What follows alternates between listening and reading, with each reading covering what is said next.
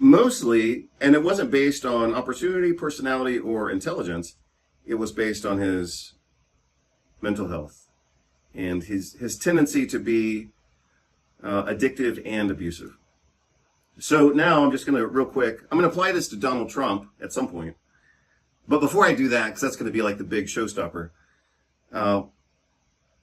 let's apply this to the people in Ayn Rand's book. So Howard Roark, this is going to be tricky. Let me change colors here. Howard Roark, very high intelligence. So let me just say high intelligence, definitely Sigma personality.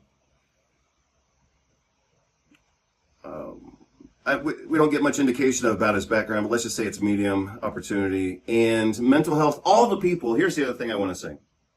All of the characters in Ayn Rand's Fountainhead, all of the characters in her book, they're all psychopaths. They are all psychopaths. And if you read her book and you start to understand the nuance between different personalities, you need to have in your mind, either at the start of your reading or at the end of your reading, you need to understand that all these people are sick.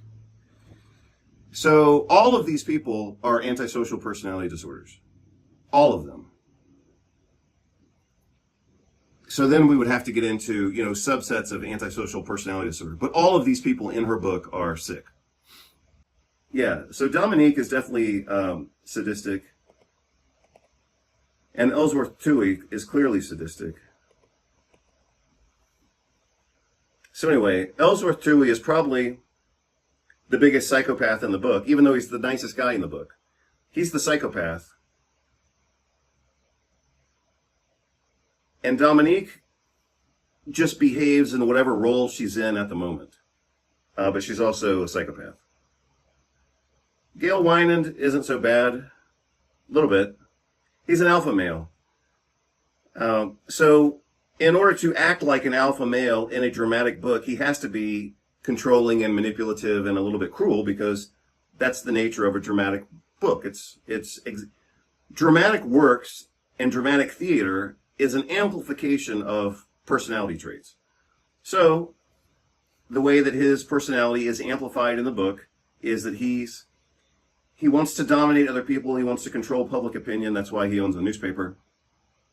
But at times, he's cruel. In a way, he's cruel in a way that a normal, healthy person would not be. His personality was definitely that of an alpha. He would never admit it, but he wanted to dominate other people. And I don't know what his background was. It doesn't really matter that much, but he was at least middle class in his upbringing. And then he became rich because he stole money from the school. So I also mentioned that I would talk about, let's just try. And you can have your own assessment different from my own, of course. But let's put Donald Trump into this template and see what we come up with. Here's how I would rank or quantify Donald Trump. And they get a job as a, computer programmer or an accountant or whatever, and they do their boring job, but it's to conserve their talent and creativity and mental energy. They do this boring job for 8 hours a day so that then they can go home and express their creativity. Good afternoon, everybody. Dr. Vasquez here, coming to you live, actually in a brand new t-shirt, which was an early birthday gift. And like most of my birthday gifts, this one barely fits, or actually doesn't fit. By the time I wash it, it's not going to fit. So this will probably be the only time that I wear it. Topic for right now is going to be installment number 3 in the series that I just started spontaneously, just out of personal interest, I suppose. But I actually do think this has some public or greater interest than simply my own. And that is, I've posted 2 videos and conversations about the difference between sigmas and alphas. So I'm going to explain that in more detail here. I'm going to show you my own original drawing on how to understand the difference in these types of people. And in fact, my drawing is so original that I haven't even drawn it yet. I'm going to draw it right now in this conversation. So as I've mentioned several times before, I grew up into my 20s for sure, being, in my opinion, really socially ignorant. Like I didn't understand people. the world that I lived in, growing up in Houston, Texas, which is where I grew up, the world that I lived in was very small. And Houston, Texas is a huge city. I mean, it's a couple of million people. It's one of the bigger metroplexes in the United States, for sure. But in terms of social complexity, it's actually very simple. So, if you were to compare Houston, Texas, and I don't even know, by now it could have 5 million people, but let's say it's 4 million people. Obviously depends on if you include the suburbs. But let's just say Houston, Texas is 4 million people. If we also were to say that Barcelona, for example, is probably 4 million people as well, the difference in the social complexity of those two different environments is radically different. And I don't know what another example would be. I mean, even in the United States, if you compared the social complexity of Houston, Texas to the social complexity of Seattle, Washington, or Portland, Oregon, even there, it's an order of magnitude in difference. And then you could, of course, think about other cultures and other societies, like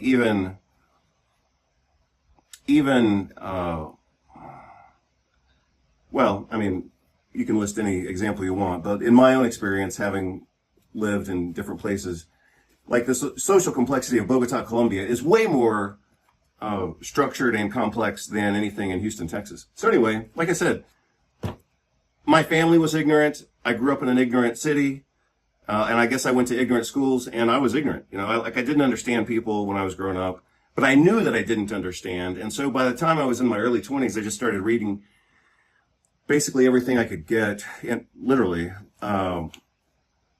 because as I've said before, like around that time, I also knew that the world was going to kick my ass unless I started figuring things out.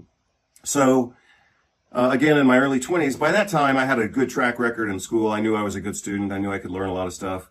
And so I decided to start, and I literally said this to myself. I said, if I can figure things out really well in an academic environment, then I could probably, use that same ability to try to understand people. And so that's why I started reading books on philosophy, psychology, business, legal stuff, and every once in a while, a few novels, not too many novels, because I don't like I don't like fiction. But it's still, some fiction has its place. And to start connecting the dots, I'll give you two examples of fiction works that I've read. Thus Spoke Zarathustra is Nietzsche's only fiction work. It's basically kind of a fairy tale, or you could describe it in different ways. It's a fairy tale, or it's a rewriting of the Bible. You could also describe it as such, or a rewriting of other religions as well. So, but in any case, it is a work of fiction. So, is Zarathustra an alpha, a beta, a gamma, a delta, an epsilon, or a sigma? So, if you want to try to apply these concepts to patterns that we see in society, this was kind of a quick exercise on how to do that. Obviously, Zarathustra in this book, just like Nietzsche was, is obviously a sigma in many different ways. But I'm gonna break that down a bit more. And I'm going to break it down using a model that's in this book, which is King, Warrior, Magician, Lover. I've talked about this book a few times. But one of the ways that this entire conversation occurred to me, apparently this is my version of the book, because it's got my notes in it. I did buy a copy of this for my dad, and I'm sure he absolutely never read it. But this is obviously my highlighting and my... So if something's really good, I highlight it in yellow and then in orange and then I underline it in red. That means it's damn important. So I even drew pictures apparently. I read this book when I was like 27, and that was just a few years ago. But I am going to try to find, here's the model. Here's several versions of the model that they use. So in this book, they use a pyramidal or triangular way of understanding masculine psychology. So it becomes pyramidal, but it starts out, pyramidal, but it starts out as a triangle. And you can see those examples here. So I'm going to try to use a similar model in my description of alphas, betas, gammas, deltas, and epsilons. So that description may have originated, but was certainly popularized in Aldous Huxley's book, Brave New World, which hopefully you read in high school. If you didn't read it in high school, obviously you can still read it. It's still a worthwhile book. But let's see. Yeah, I read it in my 20s or something like that, or early 30s. I think I read it twice. And I'm not even saying I understood it that well, but I did read it, and at least I got a few things out of it. So let's see. So Nietzsche is obviously a Sigma. Zarathustra is therefore as well obviously a Sigma. But that distinction becomes more complicated, I think, as we look at other people. And I'm going to give you several examples, some of them in real life, as soon as this screen comes back on. Some of these examples will come from real life, and some of them will come from Ayn Rand's book, The Fountainhead, because she does not mention alpha, beta, gamma, delta, epsilon like Huxley does, but she clearly represents those people in her book. So if you were to read The Fountainhead by Ayn Rand, generally considered a masterpiece and generally considered one of the most popular and influential books within the culture of the United States, if you read her book, you will see that she describes obviously certain characters, and I have a list of some of those characters here somewhere on this page from the post that I did recently. I'm looking for my own list here. Oh, I guess it's a little farther up. So in my second conversation on this topic of sigmas and alphas, yeah, so here it is. In my second post, I did talk about Ayn Rand's book just a little bit. And so I'm going to give you some real life examples of alphas, betas, gammas, whatever. And you're going to see how confusing this is unless you use the model that I'm going to draw out in just a few minutes for the first time, because like I said, I've never drawn that out before. So let me just think of how I want to do this. Well, let me do it this way, because this will be the most confusing way that I can introduce this topic. Most of us have a simplistic view of some of this terminology for people who even use this terminology. And again, this is only one way to try to understand people. So people are actually, and obviously, pretty complicated, and the social situations that they grow up in are also complicated, and obviously those have an influence. So here's the clearest example I can provide you. Is Donald Trump a sigma, an alpha, a beta? I have to go back to the Brave New World listing. A gamma or a delta. So I guess I'll write this down. So according to Huxley, in Brave New World, he describes alphas, betas, gammas, deltas, and epsilons. In his model, we're just using his model as a way to introduce some of these topics. If you've read the book, then you would understand that alphas are considered like, in Huxley's book, alphas are considered like the best and the most intelligent. So let's just say that they're on top. I'm just going to describe it that way. Betas, the way that it's described in his book, which I included on the website in my discussion of this, he describes betas as people who don't work that hard. I would actually change that to probably say that's not the best way to describe them, because they are the workers. They are the worker bees. So alphas are like the bosses, betas are like the workers. And according to him, again, I'm not endorsing this, I'm just using it as a template to understand people. But gammas, deltas, and epsilons are progressively less able. So I'm just going to say less able. That's probably the best way to describe it. Now, again, how would you apply that model to Donald Trump, for example, or Elon Musk, or Jeff what's his name, Bezos?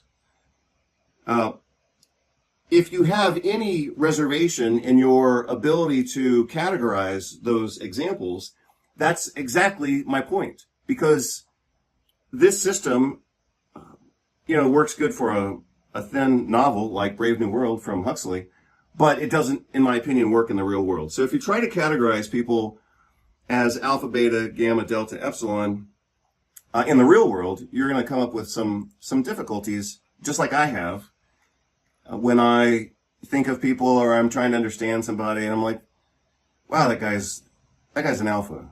And then like a little bit later, I'm saying to myself, no way, that guy's a beta or a gamma or whatever. And I don't always think in those terms, but sometimes when I'm trying to, understand my own experience with someone, then yeah, sometimes I try to look at it. But you're going to see when I draw this out, again for the first time, when I draw this out, you're going to see my way of understanding this, which actually makes it more useful. So I'm not like I'm not trying to do this video and be like all judgmental about, the social hierarchy of alphas and betas and gammas. I don't really care. And the only reason I do care is when I'm trying to understand people who are in my life and I'm trying to figure out like what the hell is going on. Oh, sorry, I have to go back to the top of the page here. Okay, so like I said, I gave you one example of Trump, Jeff Bezos, Elon Musk. From a financial standpoint or a social hierarchy standpoint, you would say that all those guys are alphas. But that would be, in my opinion, wrong.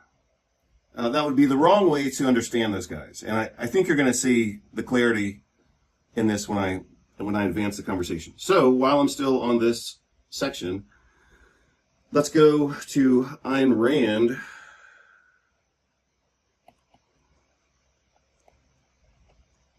And her Fountainhead book. So we just went from Brave New World, where we got some of this language, and now we're going to the Fountainhead. So the main characters in the Fountainhead, I'm not going to go through all of them, but the main characters are Howard Rourke,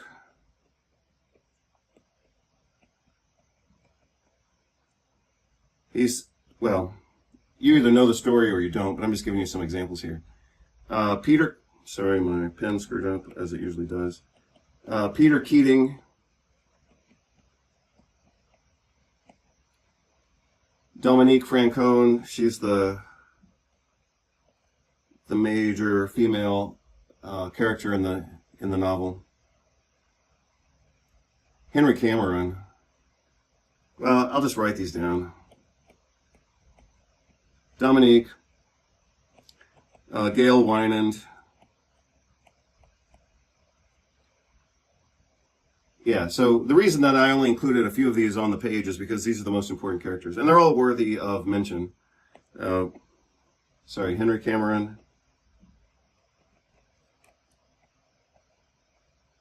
So I'm going to write all these down, and then I'm going to describe them using the model that I'm going to draw out, and I think you'll understand how this actually becomes useful socially.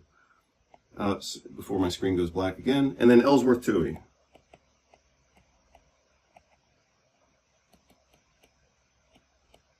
All right, so now I don't need this screen anymore, so I'm going to close it out just so it doesn't distract me.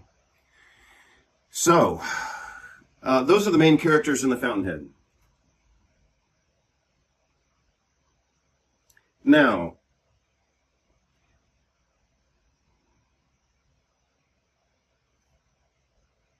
the book wouldn't be a successful novel and a successful drama if the hierarchy among these people were very clear. It has to be complex. Because you could easily, sorry about my apparently frog in my throat.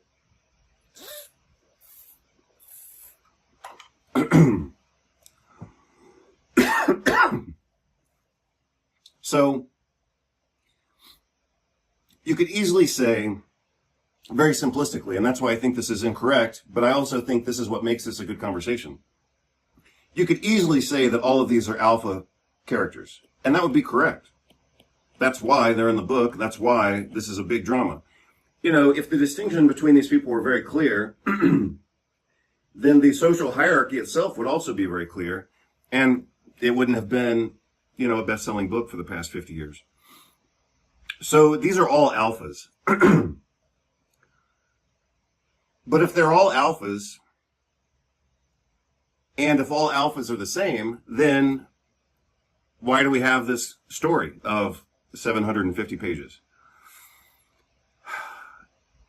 And so this is how I eventually came to understand that the complexity and dimensionality of personalities can't simply be categorized in the way that Huxley did it in Brave New World. So Huxley, again, used a very simple system, mostly based on intelligence. And he said alphas, betas, gammas, deltas, epsilons. But if we were to apply that to our understanding of people in the real world, or even people in a complex novel like Ayn Rand's Fountainhead, then it doesn't work. So that's why my brain was trying to figure this thing out, and that's why it went back to the image in this book, which is, like I already said, kind of a pyramidal shape. So I'm going to draw that out right now for the first time ever, and you're going to see it as I draw it out. So in my mind, this diagram, maybe I'll change colors, if this thing lets me change colors. Maybe not. I think I will. So, in my mind, this thing looks more like this. Kind of like a diamond is the way that I've started to understand this. And I've started to understand the Huxleyan alpha, beta, gamma, delta, epsilon. I've started to understand that in a more nuanced way, if I may say so. So, and I think you're going to see how this is helpful in understanding people. Let me just think for a moment. So I think that the way that I can subdivide this is, sure, we can do what Huxley did, and we can start with intelligence.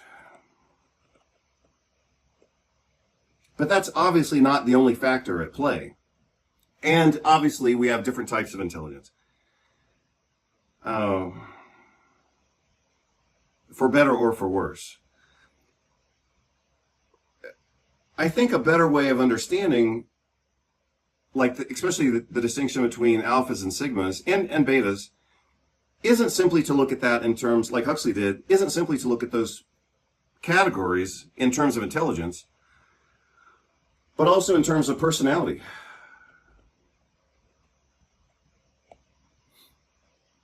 And so that helps us to break it down a little more. And also, therefore, we could look in terms of opportunity.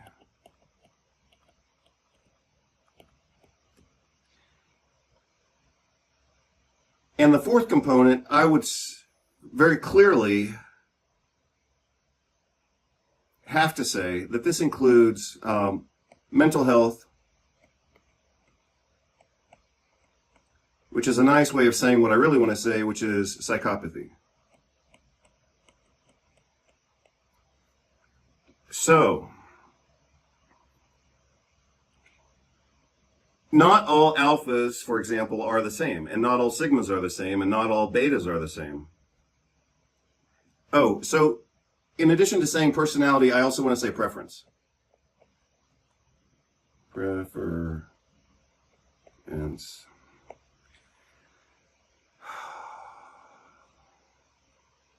I think that's a reasonably good way of getting started on this.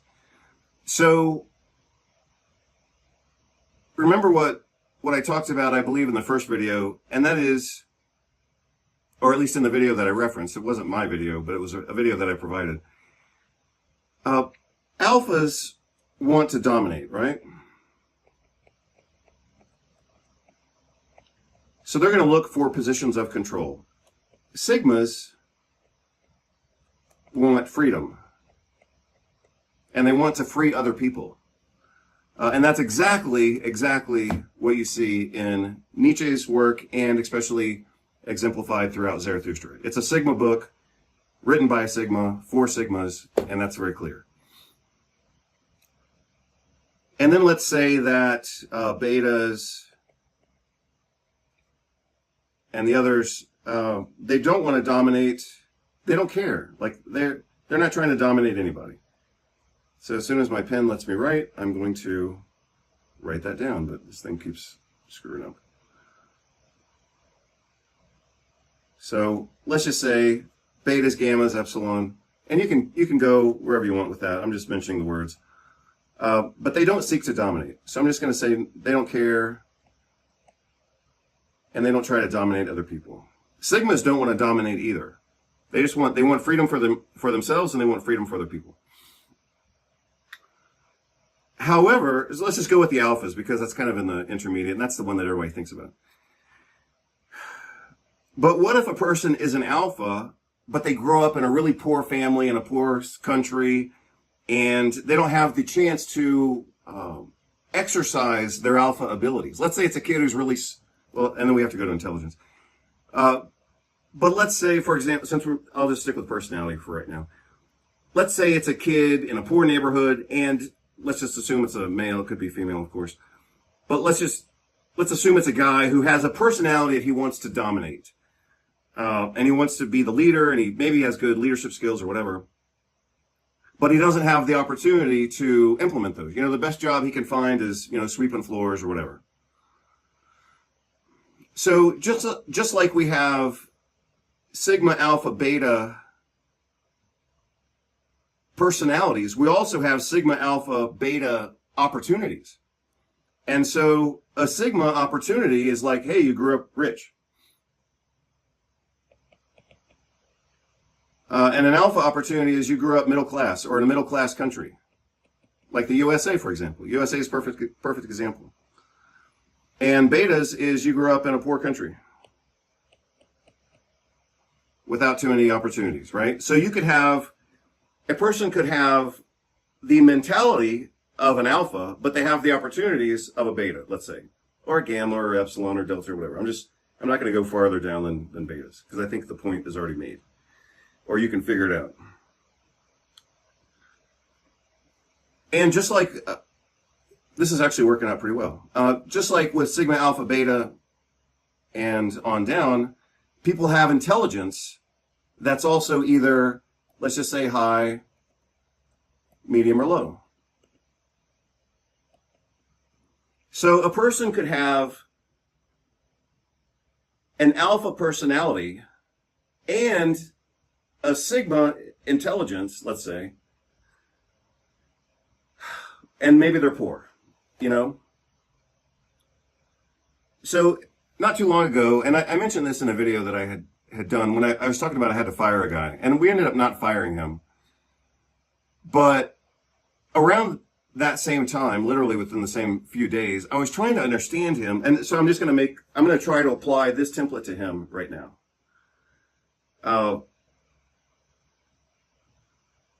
I guess we could also say that mental health is either high, medium, or low. I'll just leave it at that. But low is psycho. So the other day, I'm just doing this obviously spontaneously because I had to understand. One guy we did fire, and maybe I'll apply him to this template as well. So I guess maybe I'll change colors. We'll go to green. And I'm gonna apply this template to the guy that I thought I was gonna fire, and then we didn't fire him. So in terms of intelligence, I would say, based on working with this guy for 8 months now and seeing him every day, including weekends, I would say that this guy is at least medium, if not high intelligence. So I'm gonna say he's somewhere here. In terms of opportunity, like social opportunity, he started very poor. Excuse me. And in terms of personality, he's somewhere between, well, he's actually all of those. That's the weird thing about him, is that sometimes he acts like a sigma, sometimes he acts like an alpha. Like if he gets the chance to be someone else's boss, then you're damn right, he wants that opportunity. But on the other hand, he doesn't have a drive to be someone else's boss. In fact, he doesn't want to be someone else's boss. But when he's in the position to be someone else's boss, he overdoes it a little bit. And in terms of mental health, I think the guy is quite healthy. I've never gotten any indication otherwise from him.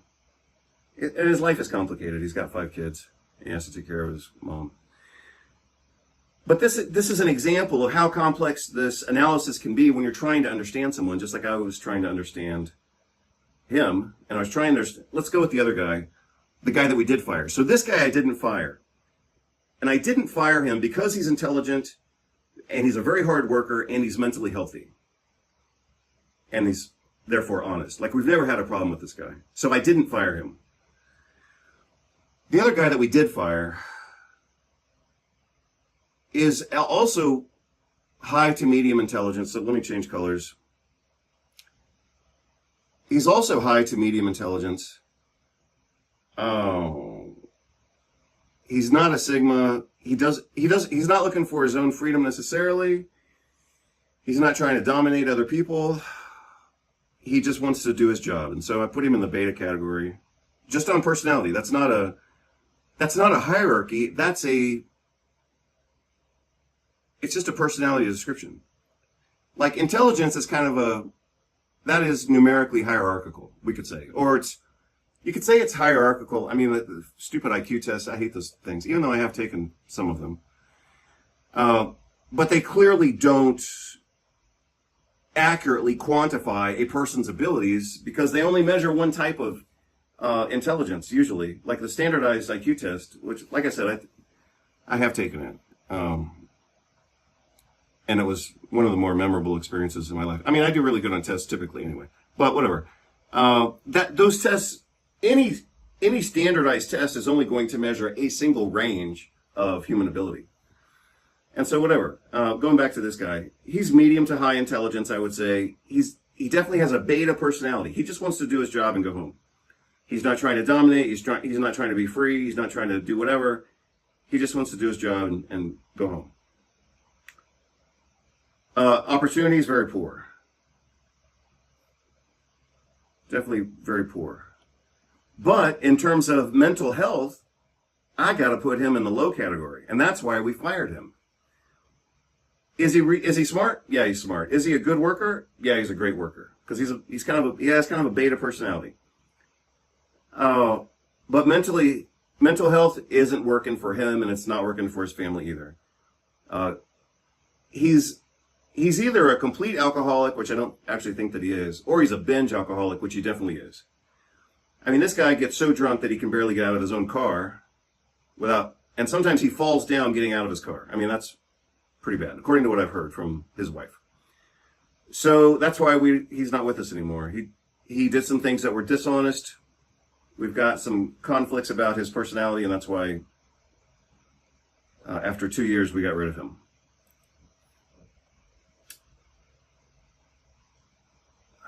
Mostly, and it wasn't based on opportunity, personality, or intelligence. It was based on his mental health and his tendency to be addictive and abusive. So now I'm just going to, real quick, I'm going to apply this to Donald Trump at some point. But before I do that, because that's going to be like the big showstopper, let's apply this to the people in Ayn Rand's book. So Howard Roark, this is going to be tricky. Let me change colors here. Howard Roark, very high intelligence. So let me just say high intelligence, definitely Sigma personality. We don't get much indication about his background, but let's just say it's medium opportunity. And mental health, all the people, here's the other thing I want to say. All of the characters in Ayn Rand's Fountainhead, all of the characters in her book, they're all psychopaths. They are all psychopaths. And if you read her book and you start to understand the nuance between different personalities, you need to have in your mind, either at the start of your reading or at the end of your reading, you need to understand that all these people are sick. So all of these people are antisocial personality disorders. All of them. So then we would have to get into, subsets of antisocial personality disorder. But all of these people in her book are sick. Peter Keating, on the other hand, he has an alpha personality because he wants to dominate other people. Howard Roark doesn't want to dominate anybody. Peter Keating wants to dominate. What makes Howard Roark kind of fit into the alpha category is his intellectual ability. So and I indicated that here with high intelligence. But his personality is he just wants to do his own thing, and he wants everybody to leave him the hell alone. So he's a Sigma. Peter Keating doesn't have a life and doesn't have a personality other than he tries to dominate other people. So he has an alpha, he has a dominating personality, but his intellect is actually very low. And he comes from a rich family, but he's also just a dumbass. And in the book, he's a dumbass. But he's also low social mental health. Dominique, she's kind of a Sigma Alpha personality. She wants to dominate and manipulate other people, but she also says at the end of the story, she just says, "Screw it, let's go be happy." Intelligence is also quite high. She comes from a very rich family, and she is a psychopath. So her mental health is very low. Gail Wynand is definitely an Alpha Sigma, both. He wants to dominate other people, but he also wants to, spend time on his boat.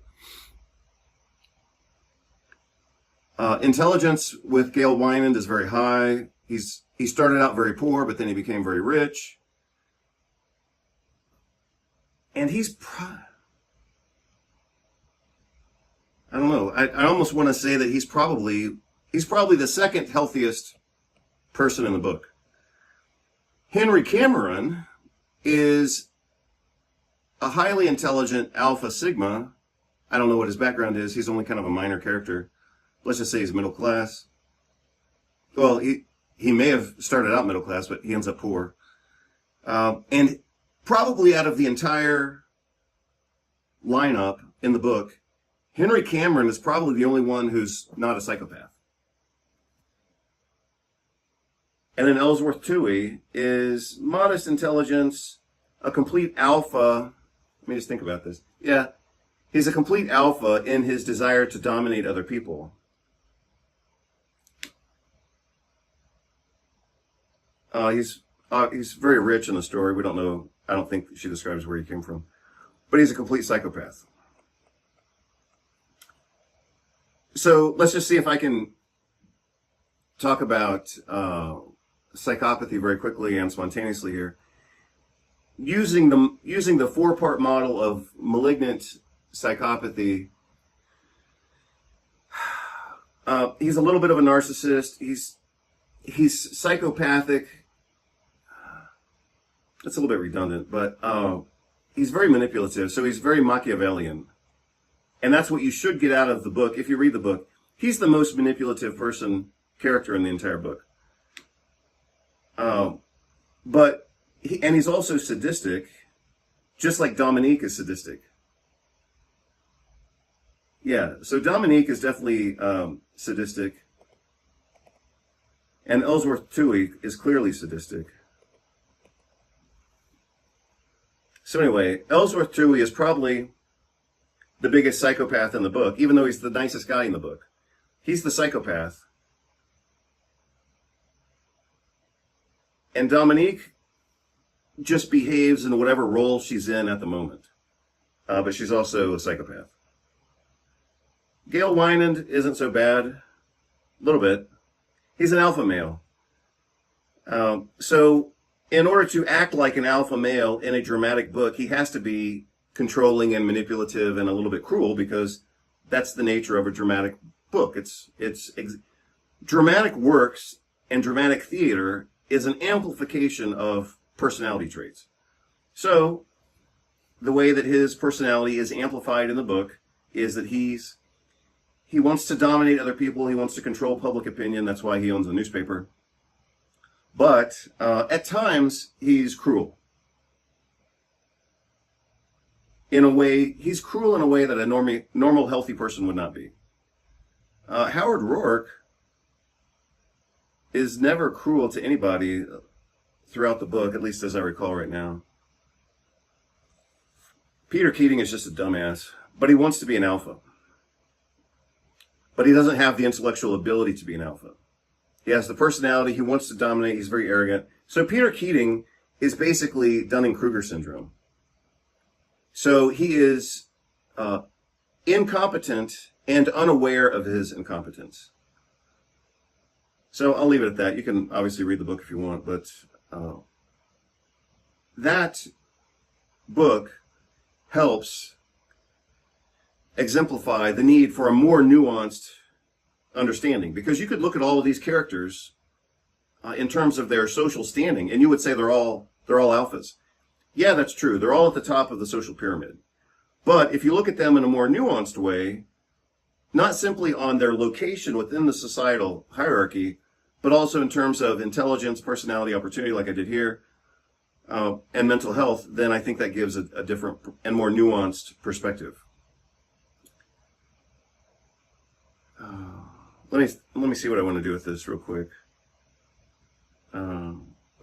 Since it's on my mind, I'll mention this. I'm going to talk about a university president who I used to work for, obviously. So when I was in academia, I worked at times directly under the president, and see, it's hard to figure people out at times. On the one hand, I would say that he was medium to low intelligence, but on the other hand, he was very manipulative in a Machiavellian kind of way, and so on a standardized test, he would not have performed very well. But in terms of maintaining his power within the organization, yeah, he did a great job. He was president of that school for like 12 years. So again, that's why intelligence is kind of a tricky thing to try to quantify. I mean, he had, an advanced, terminal doctorate level degree, yeah, whatever. But I still say that his intelligence was on the medium to low side. But his ability to be manipulative from a psychopathic standpoint was, he was good at it. His personality was definitely that of an alpha. He would never admit it, but he wanted to dominate other people. And I don't know what his background was. It doesn't really matter that much, but he was at least middle class in his upbringing. And then he became rich because he stole money from the school.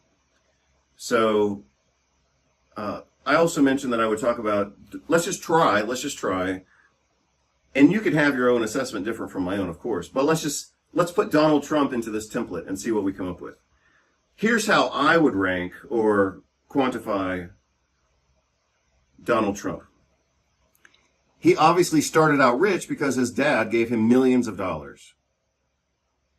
His dad gave him so much money and bailed him out so many times that Trump never even had to work an honest day in his life because he had money from his father.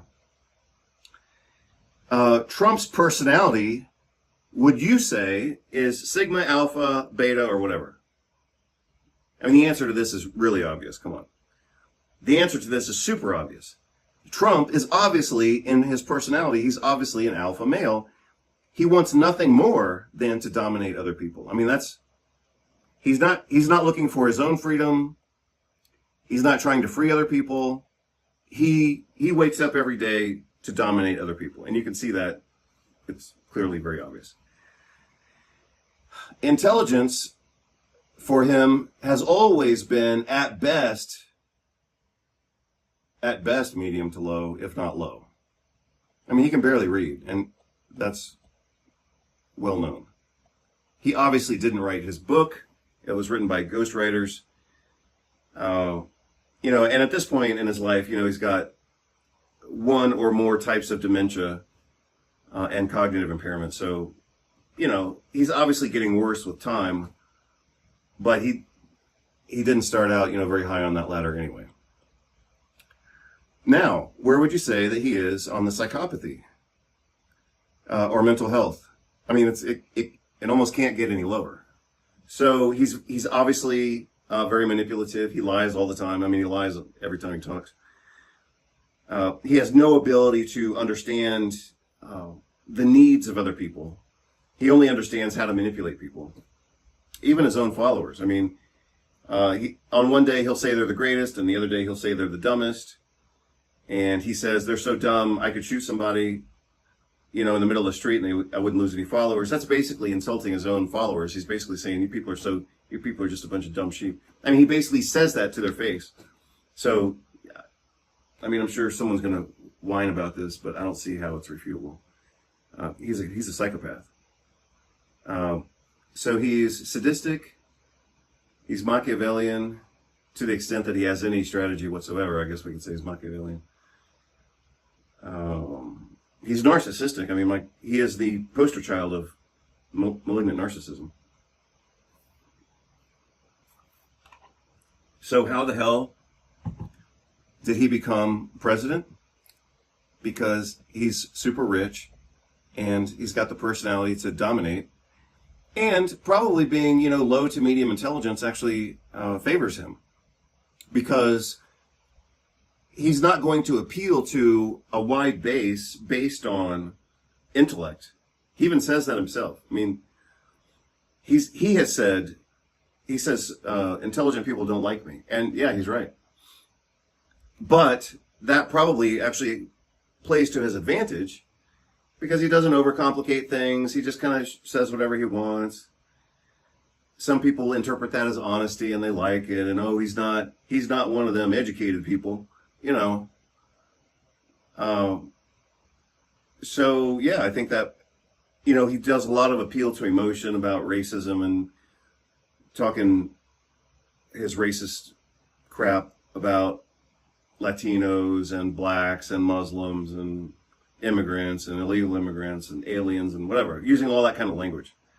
So that's very low intelligence language, but that level of language has a big audience. So, and that's exactly what he needs in order to be elected once and then elected twice. He doesn't need to be right. He doesn't need to be smart.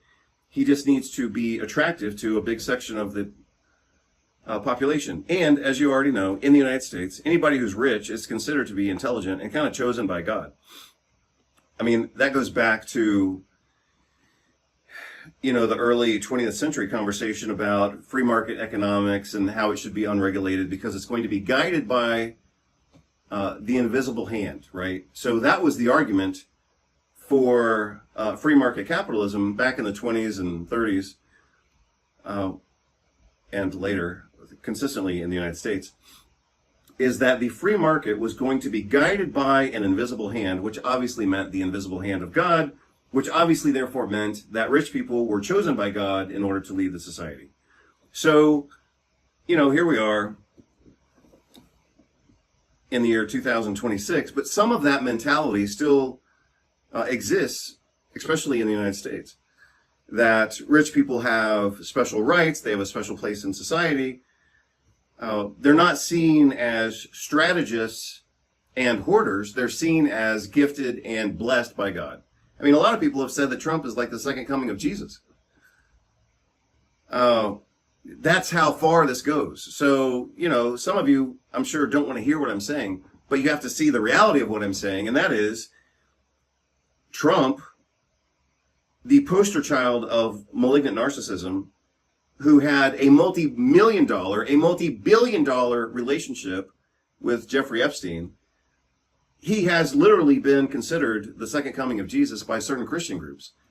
Why? Because he's rich, kind of low medium IQ, so he talks in emotional terms. He wants to dominate. He is seen as being dominant, even if he's, maybe not suited for that role. And he glorifies himself all the time, talking about what a great guy he is and how much he's helped the country and, whatever else. But he is his own publicity agency. And so people fall for it. They buy into it. So, again, I just made this up right now. I just drew it out right now for the first time. But I think that this is a better way of understanding, sigma, alpha, beta, delta, gamma, epsilon, than simply thinking in terms of intelligence, which is the way that it was presented by Aldous Huxley in Brave New World. It's at least intelligence, but also personality. But then you would also have to include, well, what opportunities did someone have? What if someone is really of high intelligence, and they want to be a sigma, but they come from a poor family in a poor neighborhood in a poor country? what are the chances of them actually being able to live their personality, or live, in this case, as a sigma, even if they have high intelligence and even if they're mentally healthy? It's still going to be very difficult for them. On the other hand, using, again, the example of Trump, he's got a narcissistic personality, so he's mentally ill or mentally unstable. He wants to dominate other people, and he came from a very rich advantage. So, intelligence or not, he's going to have a huge advantage. And his narcissism, remember he was in he puts himself in movies. He had someone else write a book for him. He got placed in a television show, and they created the character of Donald Trump in that show, and then people bought into it because it was entertaining and dramatic. People bought into that, and they assumed that the script he was reading was from, his own intellectual abilities. So, people bought the character that had been created, in this television show. So, let's see, I don't know who else I would include in this, but I've already mentioned a few examples, and I gave you the example, from Ayn Rand's book. So, I think that this model, I guess I'll draw it out in a digital diagram, but I think that this model is far superior in terms of actually understanding people than simply thinking of them in terms of the way that I would describe it, in terms of sigma, alpha, beta, gamma, delta, and epsilon. Let me just see if I wanted to say anything else. I think you get it. I assume you get it by now, and I did give plenty of examples. I was trying to think of who else would be worthy of putting in this.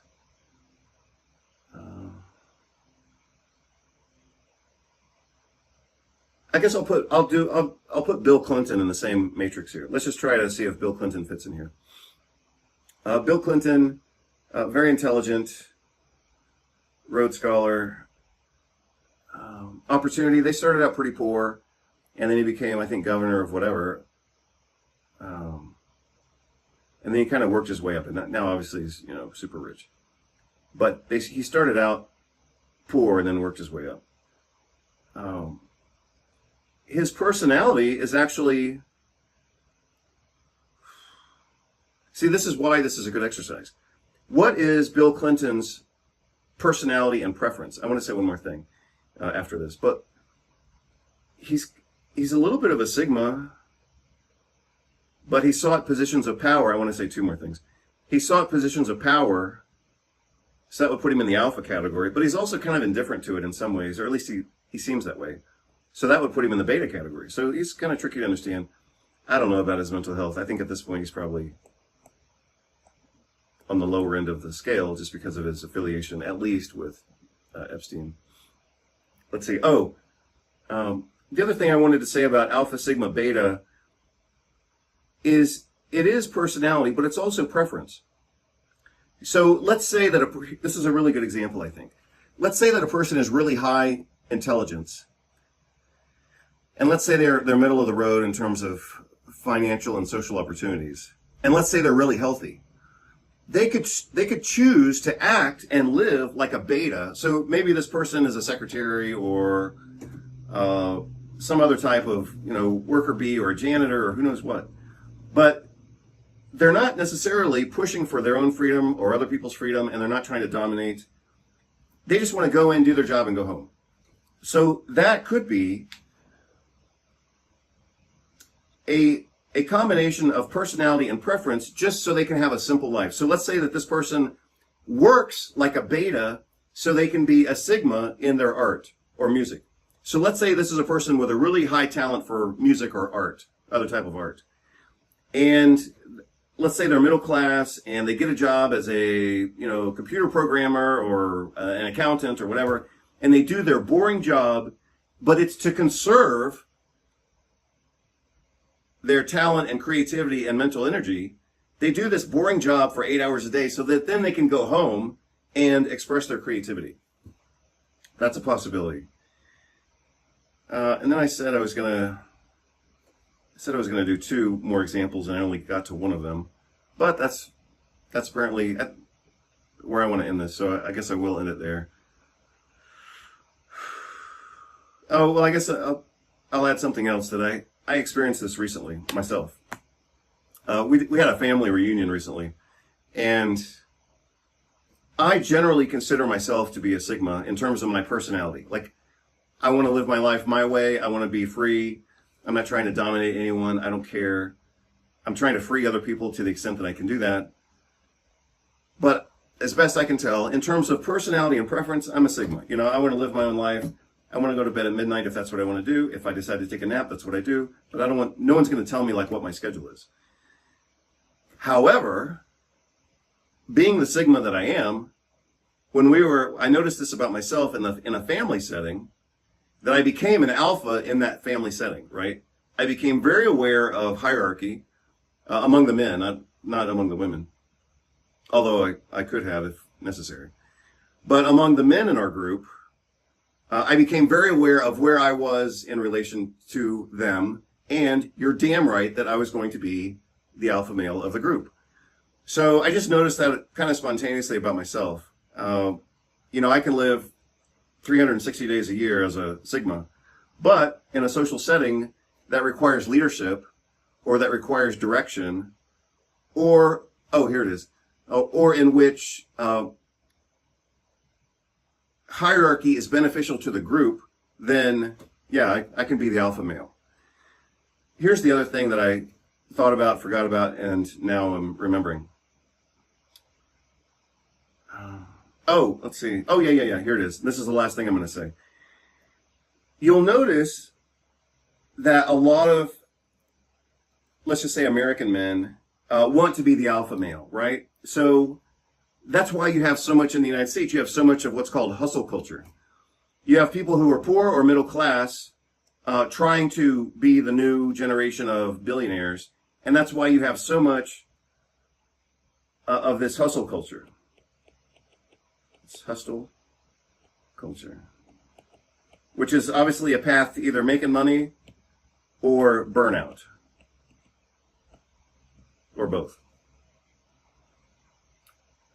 But here's something that you almost never see in the hustle culture, alpha male, burnout conversation. In the natural world, alpha males, like the silverback gorilla, for example, he's the alpha male based on size, strength, physical domination, and sexual prowess, ability to, reproduce. But the alpha males in a natural setting also protect the tribe. Maybe they make the decisions on where they're going to go, or they move the herd to another pasture or whatever. So the way that it has been described in men's psychology is protect, provide, procreate. That has been the typical, 3-part characteristic or personality of the alpha male. Protect, provide, and procreate. And you see that reflected, especially in American culture. The alpha male model, or the alpha male ideal, or the alpha male whatever, wants to protect, provide, procreate. Procreate, yes, because alpha males are typically obsessed with their own sexual desirability. But you'll notice that in the protect and provide categories, most American alpha males are pretty much only looking out for themselves. So that's a distinction that I wanted to make here. They're usually mostly looking out for themselves, maybe looking out for their top employees, unlikely to be looking out for their janitors and other support employees, but almost never looking out for the society. And so that was the last distinction that I wanted to make in this conversation. I know a lot of guys who are alphas, but the distinction between a human alpha, so to speak, or at least the popularized version of alpha males, is that they never think of society. So look at Bill Gates and Jeff Bezos. Socially, they are alpha males, clearly. I mean, they're the richest men on the planet, basically. But look at their protecting and providing for society. It doesn't even exist. It doesn't exist, right? So, I think that that's a worthwhile consideration. If you're looking at an alpha in your own society or in your own social setting, you want to think about, is this a real psychopathic alpha who's only looking out for his own interests, or is this a legit alpha who's providing for his family, providing for society, doing things for the greater good, So, thanks for attending this video, and obviously I'll get this on the website as soon as I can. I hope you're all doing well. On one or both of my watches, I've got a meeting in 20 minutes, so I gotta go. Hope you're all doing well. Take care. Bye-bye.